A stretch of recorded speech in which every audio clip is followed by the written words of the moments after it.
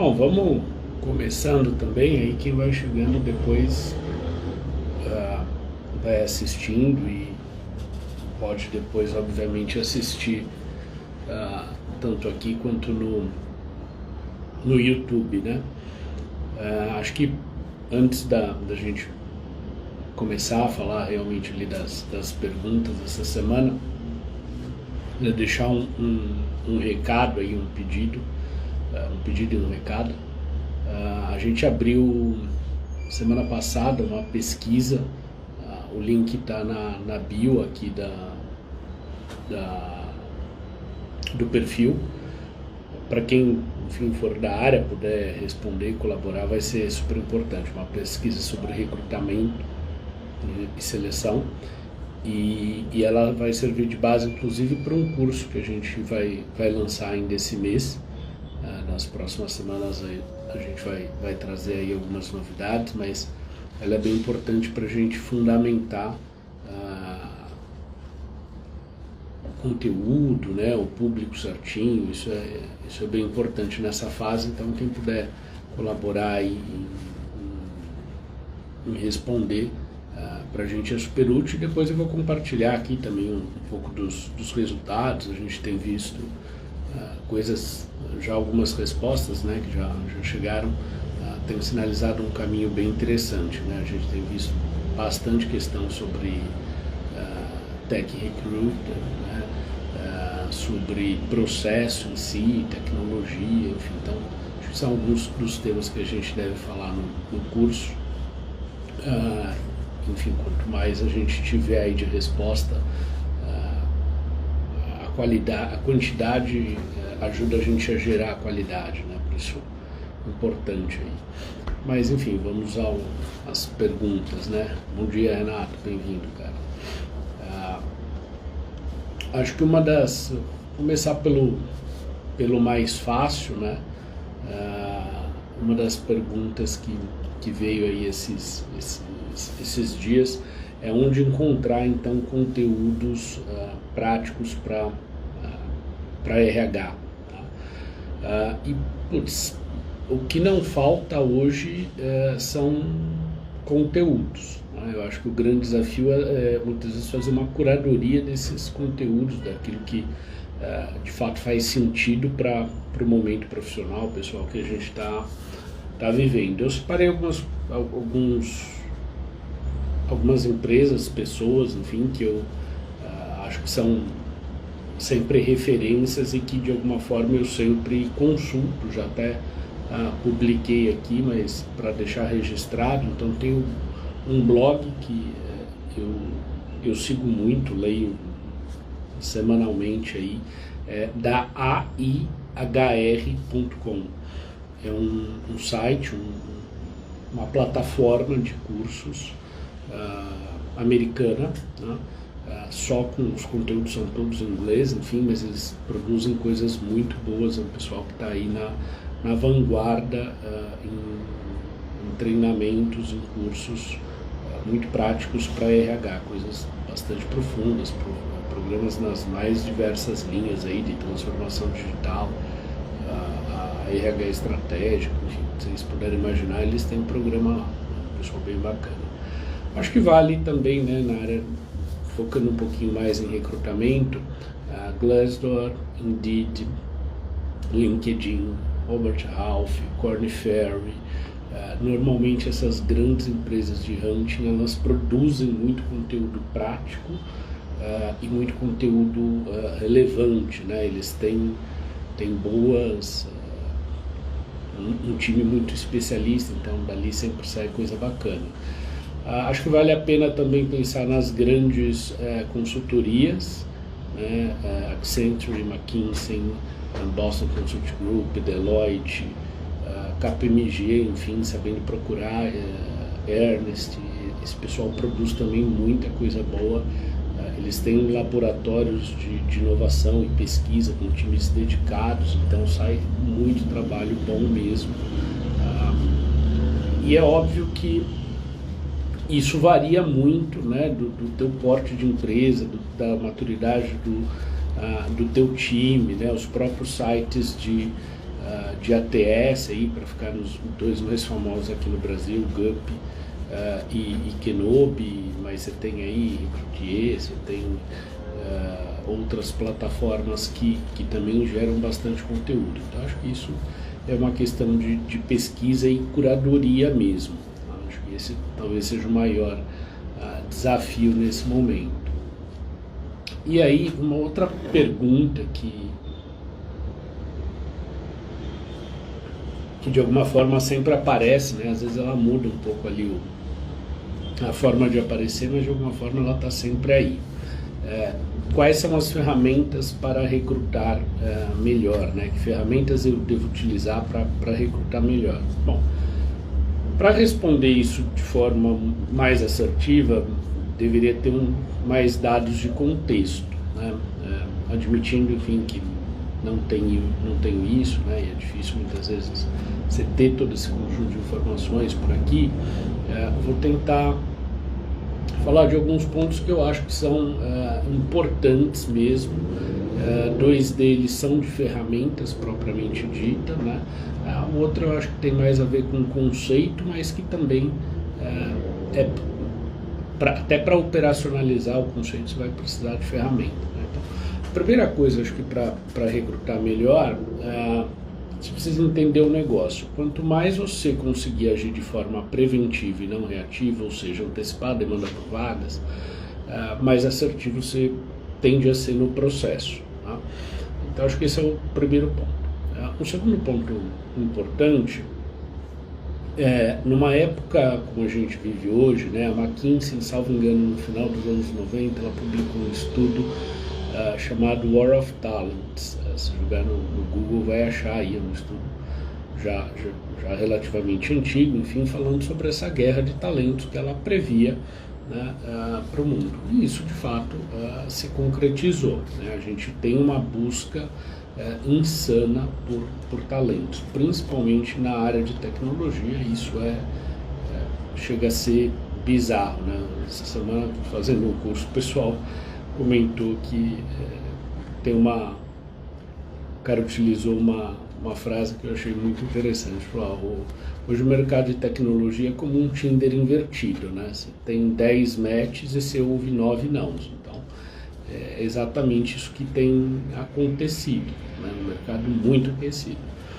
Nesse sentido, para você se diferenciar, né, e de fato criar uma diferenciação, se a gente analisar, e boa parte das empresas, elas têm, quando você olha ali para o site de vagas, para a página de carreiras, é tudo muito igual, os textos são todos muito iguais. Se você tirar ali o logo, poucas são as empresas que você é capaz de identificar uma mensagem que seja única mesmo, né? Acho que a primeira coisa para recrutar melhor é ter clareza e consistência no EVP. EVP é Employee Value Proposition. Então, é a proposta de valor para o colaborador. Isso é fácil de dizer e muito complexo de fazer, né? Dizer que é uma proposta única, né, que você tem que criar uma proposta única e atraente, acho que é chover no molhado, né? É óbvio, mas não é tão simples de fazer, embora seja bastante importante, e você cria de fato aqui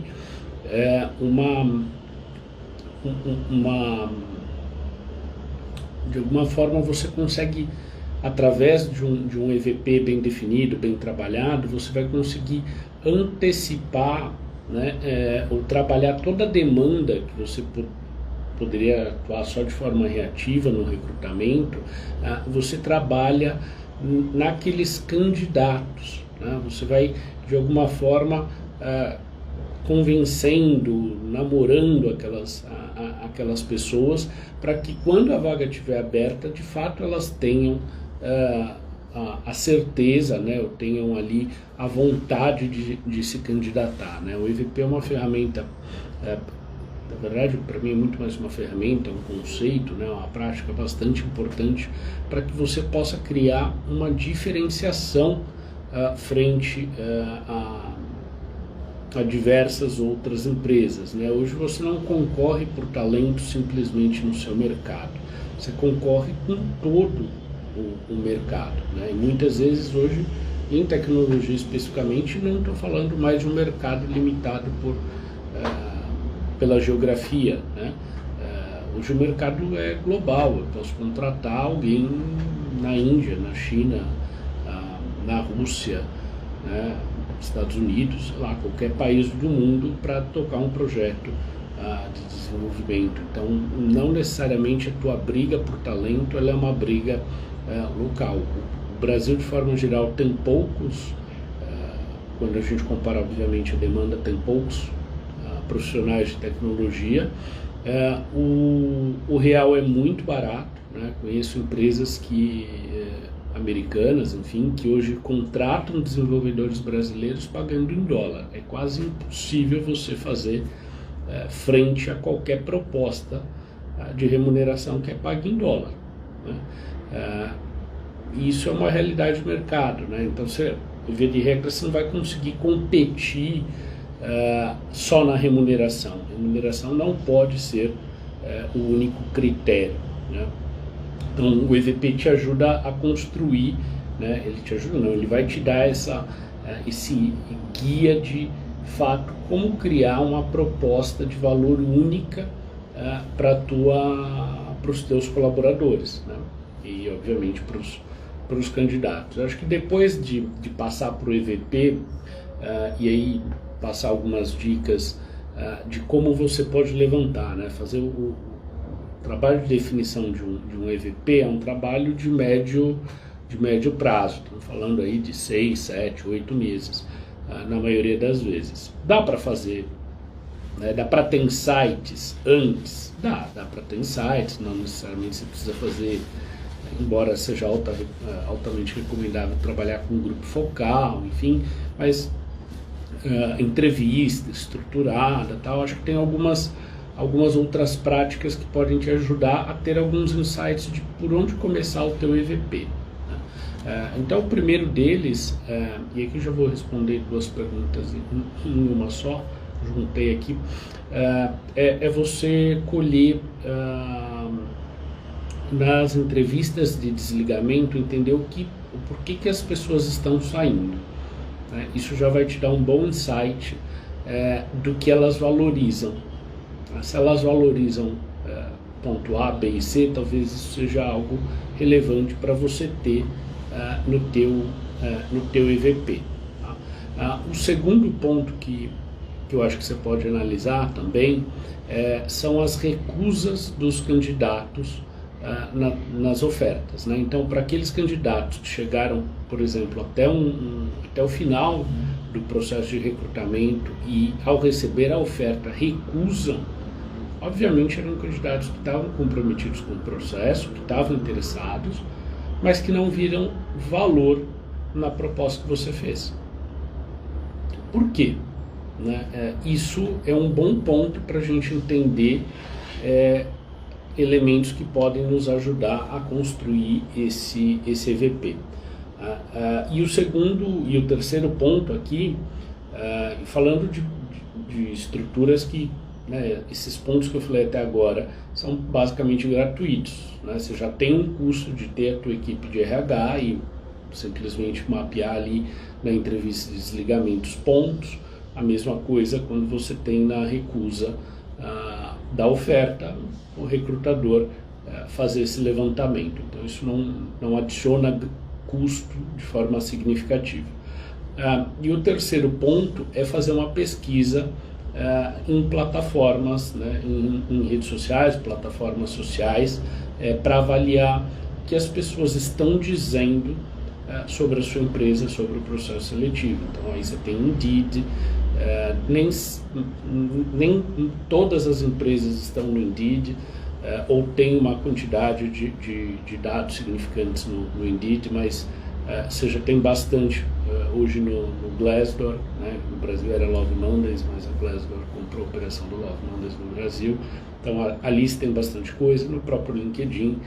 Então acho que isso já te dá um insumo bem grande para você começar com consistência a construir um EVP. Tá? E aí vou voltar para a pergunta. Então, quais ferramentas utilizar? Bom, primeiro, construir EVP com consistência e que seja um EVP atraente, né? Atraente para o teu público. O segundo ponto que eu acho relevante para otimizar, para melhorar um recrutamento, né, em termos de ferramenta, é você utilizar um ATS. Tá? E aí já falei isso algumas vezes aqui, se pegar os outros vídeos vocês vão ver isso. Para mim o ATS, ele é um meio. Né? Se você não tiver o desenho da jornada do candidato, né? Não tiver o EVP, não tiver definido as personas, não tiver essa estratégia, né? O design da jornada do candidato muito bem alinhado, muito bem desenhado do ponto de vista da experiência, o ATS não faz mágica.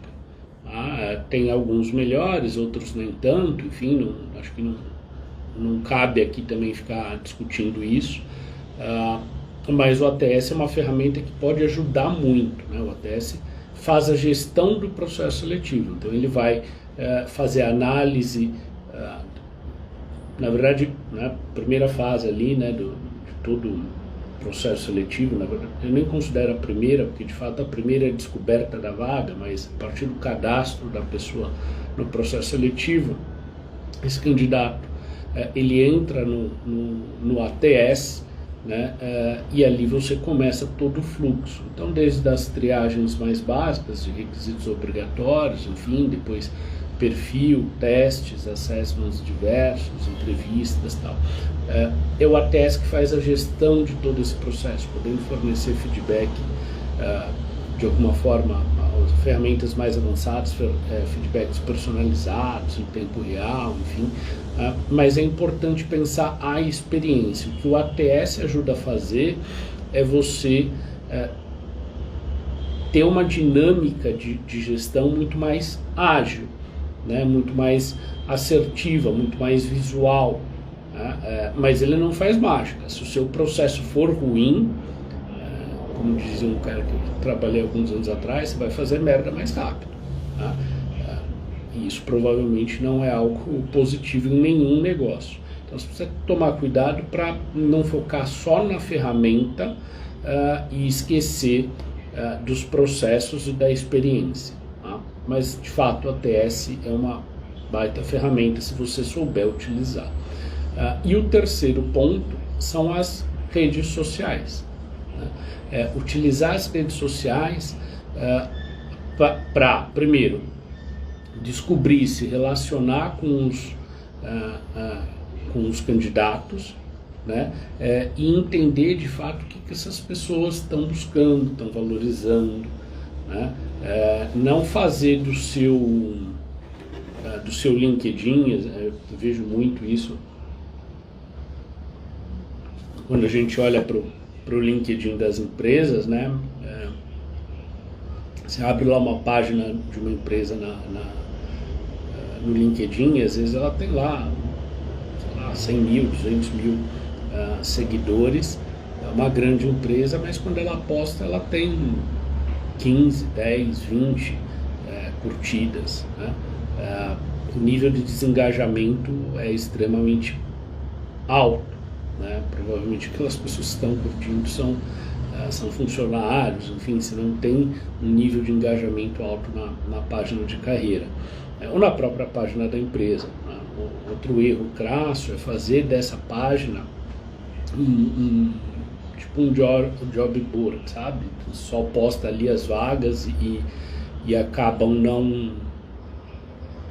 não conseguindo conversar com as pessoas, né? A rede social, como o próprio nome diz, é uma rede de relacionamento. Ela serve para as pessoas se relacionarem, né? Então, o que você precisa ali é criar diálogos, né? Não fazer daquilo um mural virtual que você posta vagas e acha que isso vai ser o grande diferencial, né? A ideia da rede social é que você utilize essa rede para contar sobre a sua a sua empresa, para você contar sobre como é o ambiente, como é a cultura, como são os valores, o que as pessoas vão vivenciar ali, como elas vão vivenciar essa experiência, né? Não deveria ser o local, ou pelo menos a tua única escolha para você divulgar vagas, ou seja lá o que for, né? Ontem no curso lá o pessoal tem uma frase interessante, né? Usavam, às vezes a gente posta, né, a vaga e fica no post and pray, né? Então, posta e reza, porque você não tem qualquer estratégia por trás daquela postagem, né? As pessoas, os teus colaboradores não são ensinados a falar sobre a marca, falar sobre a empresa, falar sobre o ambiente de trabalho, né? Vira um Facebook um pouco mais corporativo, gourmetizado, enfim, mas não tem ali uma estratégia de fato. Então acho que esses 3 pontos ajudam muito, mas isso ajuda de médio prazo, né? Nenhuma dessas coisas apaga incêndio. Isso vai fazer com que você tenha um processo seletivo muito mais assertivo, uma experiência muito mais positiva para as pessoas, para os colaboradores, de médio e longo prazo.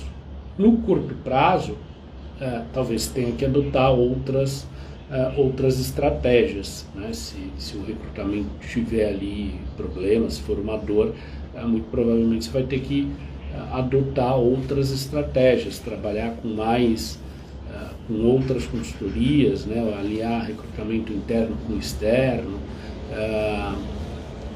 trabalhar com mais de um banco de dados de perfil, fazer parceria com escolas, comunidades, enfim, para fomentar desenvolvimento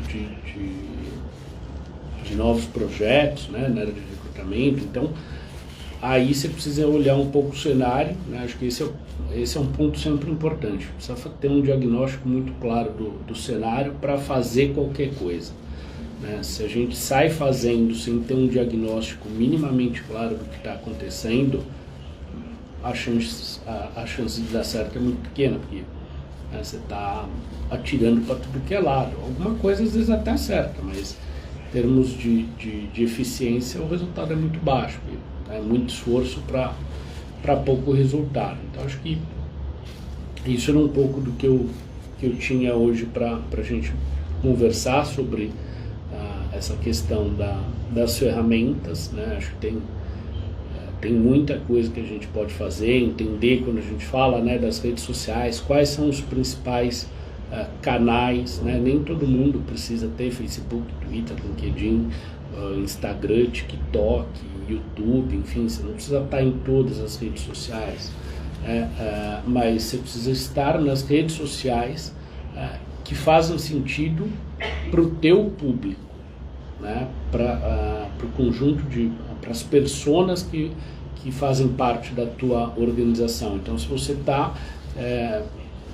tem demanda, por exemplo, por tecnologia, por vagas de tecnologia, você precisa estar, né, em comunidades, em redes, em que essas pessoas utilizem esse tipo de plataforma, né? Não adianta simplesmente estar no LinkedIn, né? A maioria dos programadores você não contrata através de LinkedIn, né? Da mesma forma, por exemplo, designers, né? Profissionais de marketing, comunicação, muitos deles estão sim no LinkedIn, mas você tem muita coisa legal para olhar, por exemplo, no Instagram, né? Então, de repente, focar para esse público, conversar no Instagram faz mais sentido do que você ficar divulgando em plataformas diversas ou replicar o mesmo conteúdo para qualquer plataforma. Você precisa ter um estudo minimamente estruturado aí do ponto de vista de marketing, de ativação de marca e perfil de colaborador para essas redes, para que isso comece a dar um resultado, tá? Bom, acho que por hoje era isso. Fico aberto aí a perguntas, se vocês tiverem alguma questão aí para perguntar, para levantar, fiquem à vontade. Um café. Então beleza, gente, acho que por hoje é isso. A gente fica aí normalmente meia hora aí no ar mesmo, acho que essa é a ideia, fazer um bate-papo rápido aí no início do dia também, para todo mundo poder tocar a agenda.